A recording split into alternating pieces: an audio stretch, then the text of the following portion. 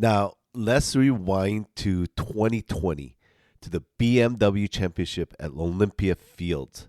This tournament had everything, the drama, the incredible skill, and two of the world's best golfers pushing each other to their absolute limits. Okay, it's Sunday, the final day, and Dustin Johnson is the man to beat. He's coming off of an 11-shot victory the week before.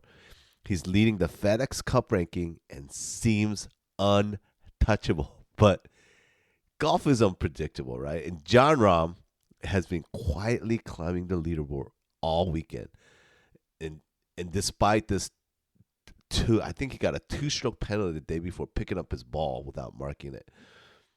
Okay, the final hole begins.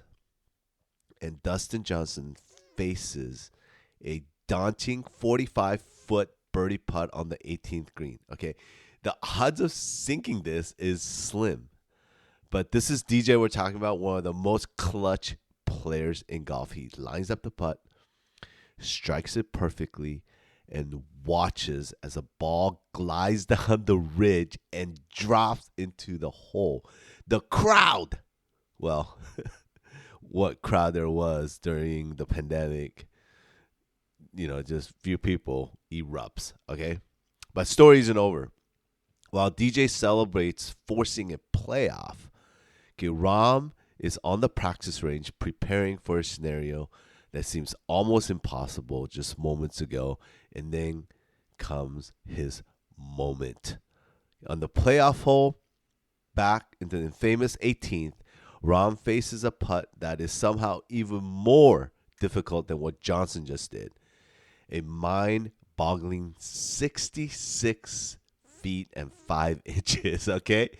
It goes up a slope so steep that he has to aim almost 90 degrees, okay?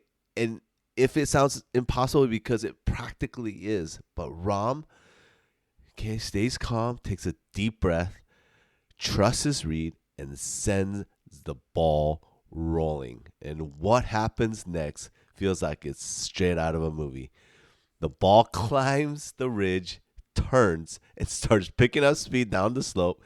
It kisses the pin and drops into the cup. Rahm's reaction says it all. It's like arms in the air, mouth wide open in disbelief. Even Johnson, all right, even DJ's watching from the side can't help but laugh in amazement at what he just witnessed. All right, that putt secured Jon Rahm the win, marking his second PGA Tour victory of the year and the 11th of his career. It also elevated him to the second spot in the FedEx standing. But more importantly, it reminded the whole world why golf is so exhilarating, because moments like these where skill, preparation, and nerves collide, okay? And it's unforgettable. Rahm later reflected on the pressure and excitement of that moment, saying, I think we all want the flashy finish. Maybe not the stress that comes with it, but I set out to enjoy even the uncomfortable moments out there today, and man, it was fun. I think about it. Rahm and DJ both made putts most golfers wouldn't even attempt in a casual round, let alone one of the toughest courses under the most intense pressure. These shots weren't just luck. They were the result of years of preparation, practice, a mental game so strong that neither players flinch in the face of impossible odds.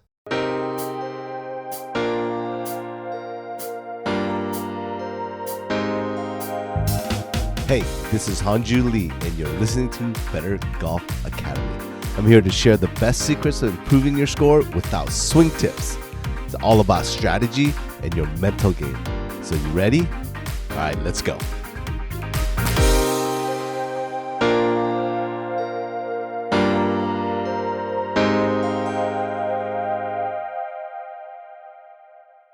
Well. Hello, everyone. Welcome to Better Golf Academy podcast. I am your host, Hanju Lee. Thank you all so much for listening. How in the heck have you been?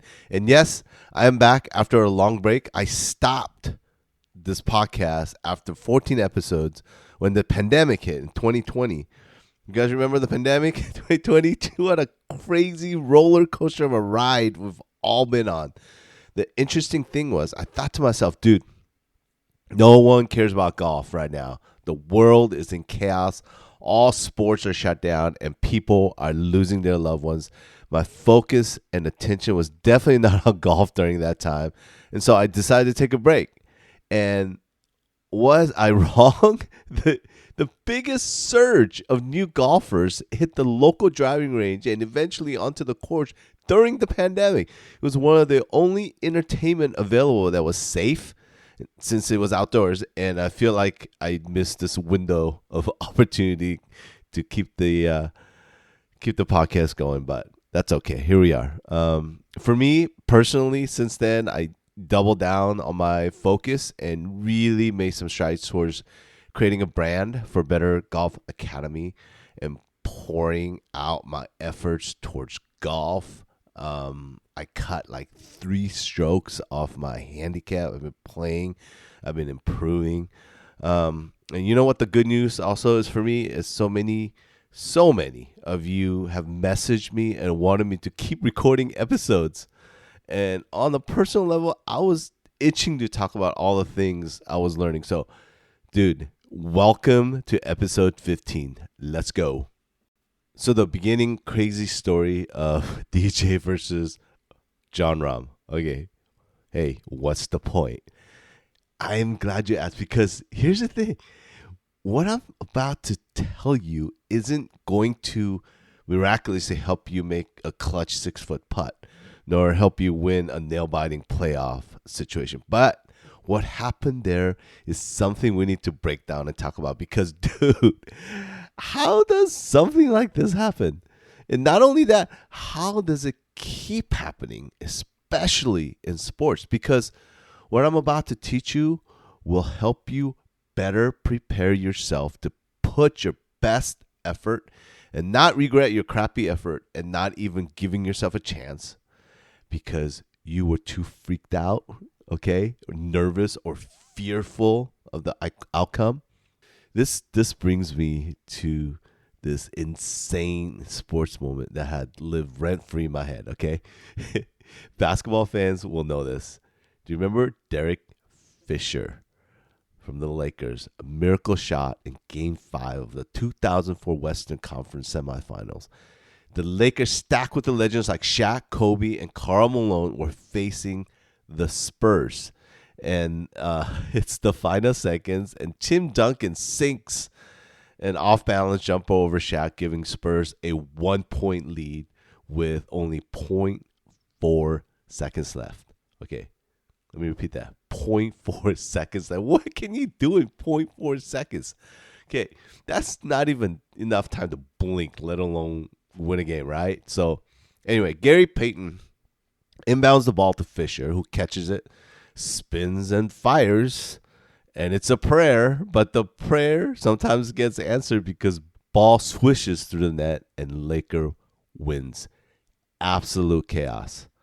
I was at a local brewery here in Aliso Viejo. It's called Stadium with Eric, my brother-in-law, and it was packed with people inside, and we're watching on the outside patio area. And when Fisher made that shot to win, we jumped out of our seats screaming with our hands in the air, jumping up and down. And I happened to look inside the restaurant, and oh my God, everyone was out of their seat, running around, jumping up and down, screaming. It was a moment I will never forget. I think people could even hear the roar from 10 miles away. It was insane. These moments seem impossible, but I don't think they are. In fact, I believe they're repeatable if you have the right preparation and mindset. And today, we're talking about how you can hit your own miracle shots, whether that's on the golf course, I always say business or in life. And I got a secret. And I read this book that changed my entire approach to the game. and competition. Okay. And I found this book by some random golf podcast I was listening to. I wish I would remember so I could tell you which episode and who they were interviewing. But it was so long ago. I can't remember. I really tried. But uh, he talked about the person that was getting interviewed. He was obviously a player, and he was talking about his college golf days, and him and his roommate was on the golf team. He just happened to see this book laying on the floor in his dorm room. I can just imagine this nasty, smelly dorm room with like this thick carpet, crap everywhere, and this book thrown in the room from whomever. And he just decided to pick it up and read it.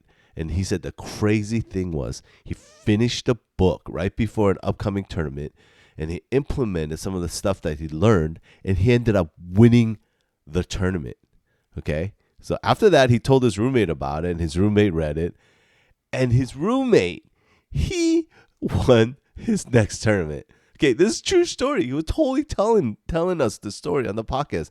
I'm not making this up. And so after listening to this, I was like, went on Amazon and I had to buy this book. I got it the next day and I started reading ASAP. And the book is called With Winning in Mind by Lanny Bassham. And it's a pretty easy read. And there's a lot of YouTube videos like summarizing the book and stuff like that. It shouldn't take you that long, but it's a pretty good read. And Lanny is an Olympic gold medalist in rifle shooting, which, if you think about it, is one of the most mentally challenging sports. He wrote this book to share his strategies for mastering focus and building a winning mindset. Building a winning mindset. Okay, so there are some main key points to his philosophy on the mental game. And I'm not going to go through all of them, but I want to focus on these three, which I believe highlights the most important part of what we're talking about today. Okay, first, he talks about mental rehearsal. What the heck? Okay, he says that the Olympic athletes visualize their performance before they even step onto the field. In fact, he talks about visualizing the perfect shot by shot on the course you're playing the next day, the night before the round. Have you guys ever done that? Okay, imagine the perfect drive down the middle of the fairway. Imagine the approach wedge shot landing near the pin, spin it back for like short 3-putt uphill putt for an easy birdie. Like, and you're going through your head, going shot by shot, hole by hole. No joke. He said this is what the elite athletes do. They do a mental rehearsal in their heads and they lay it all out. And you know, I actually love the word rehearsal. Like the actors in the play, before they perform, they go through the entire show like it's the actual performance, right? In fact, they even have this thing called a dress rehearsal. Remember that? Like where they do the entire show in their character's outfit. Now, I'm not saying you need to lay in your bed the night before with your golf outfit and your Nike Air Jordan golf kicks. You can. But hey man, you do you. I haven't done that. Also, do you remember when you were a kid imagining there's like 4 seconds left on the clock and you need to make the basket to win the championship and you do the countdown out loud, 4, 3, 2, and then you throw a prayer from half court to see if it goes in. See, like that's not like messing around. I think we were like mental rehearsing. In fact, don't you think DJ and Rahm had plenty of crazy moments on the practice screen doing all sorts of crazy things trying to make the impossible possible when they were growing up? Like they were mental rehearsing. I think they might even do that as a grown up as they're going through doing stuff, practicing. I think they're doing crazy things to see what they can do and what they can accomplish. And just like Fisher was rehearsing the 0.4 second buzzer shots, you know, I'm sure of it. But here's the thing. Rehearse sinking impossible putts hundreds of times in your mind is like building a muscle. The more you visualize success, the more your brain believes it's possible. Okay, point number 2.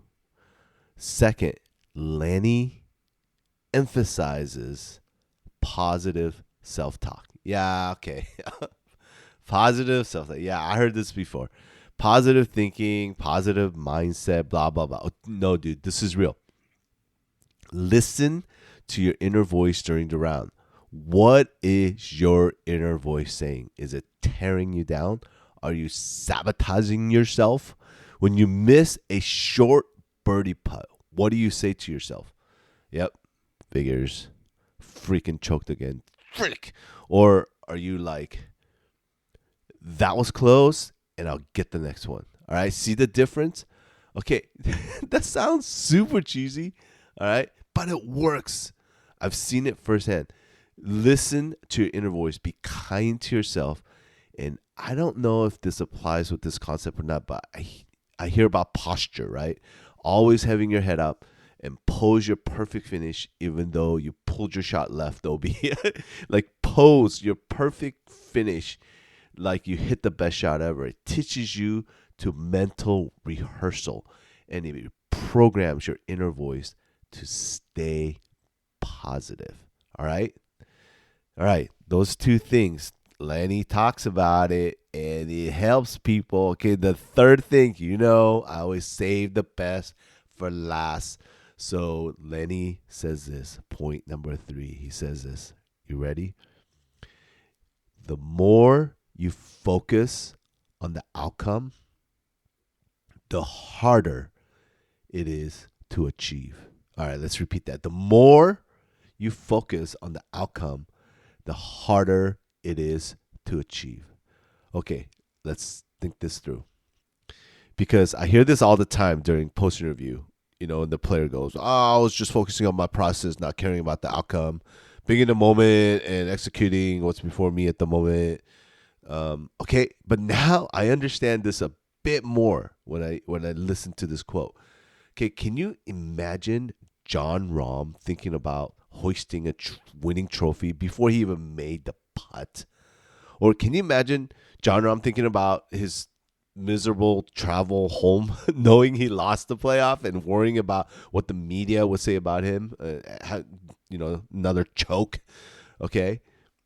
And yes, you do a mental rehearsal. And yes, you have a champion mindset, self-talk before you step up to the ball.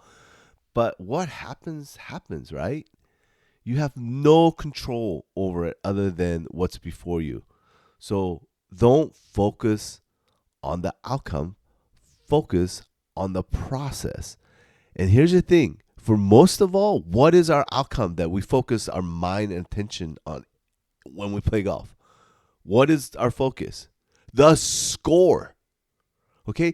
We have to stop that. It doesn't work. The more you focus on your score, the harder it is to achieve. Did you get that? The more you focus on the outcome, the harder it is to achieve. By Lanny himself, the Olympian. Okay? So, did you know that I looked up Lanny Bassham's phone number? I got to talk to him. I called him. I called his house, and he was like on his I think he was at a doctor's appointment. Was coming in through the driveway, and he picked up the phone. It was his business line, but I think it went to his cell, and he's like, "Hello." So I'm like, "Is this Lanny?" He's like, "Yeah." So we had a really awesome chat, and I talked about how his book is awesome. I read it, and who I was, and he has a program called Mental Management, and him and his son still run this company, and he teaches this concept to business owners, Fortune 500 corporation, elite sports and business community. It's not just about golf, yo. This thing actually works. All right. So okay, let's recap this, okay? All right, let's recap. Can you guys tell I have a cold? Okay, let's recap.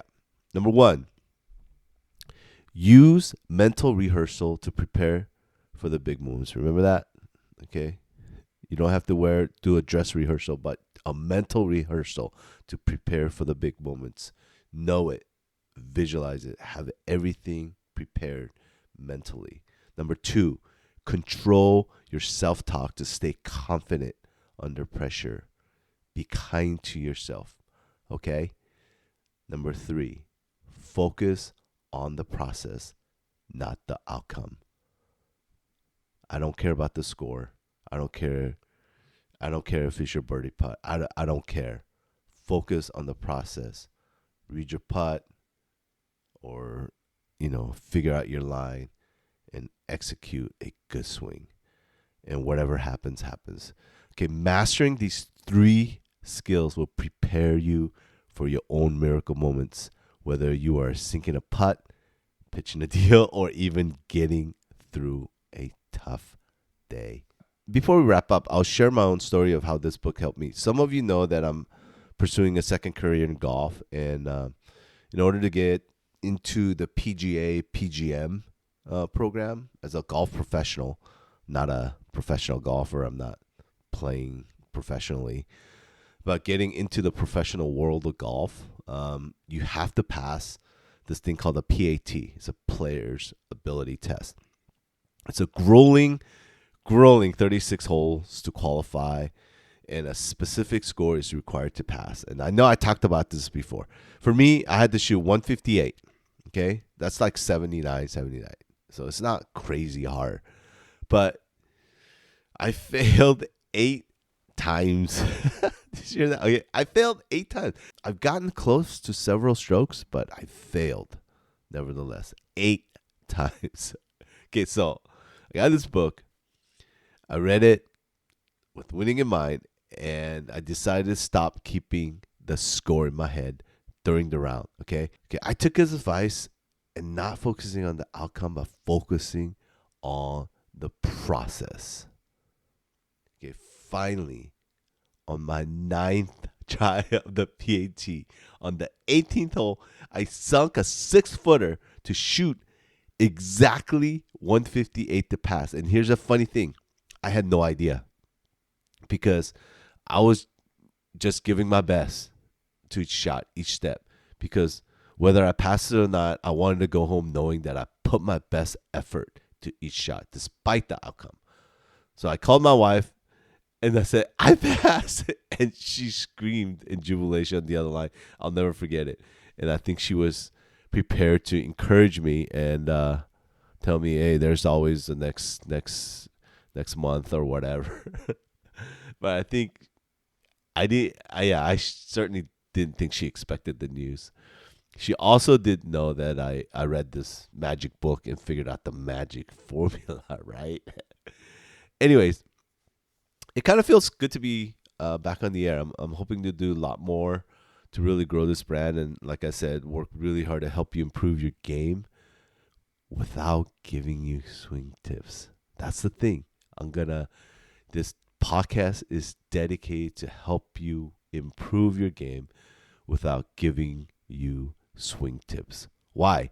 Because, I don't know, there's so many different variations of swing tips out there, and I feel like if you really focus on improving, you will figure out what's gonna help you, and that's a whole nother world that you can dive into. And I decided to go into the strategy and go into the mental game, because I think that's something that we forget to really focus on in our game. And I think, honestly, when people always say, right, it's 90% mental, this game is 90% mental. So let's work on it. Let's work on the mental game. Let's make it happen. It always helps when you guys share these types of episodes, or you leave me a note, or you subscribe, send money. Not just kidding. Well, you can if you want. But okay, let's keep building this Better Golf Academy community together. I'm really excited. Let's get it going again. Hopefully this time will be different. I'm going to call this a season 2. And let's rock and roll. I appreciate you guys. All right. Meantime, I want to thank you for listening, and thank you for being patient and waiting. Thank you for all the emails. Thank you for all the encouragement.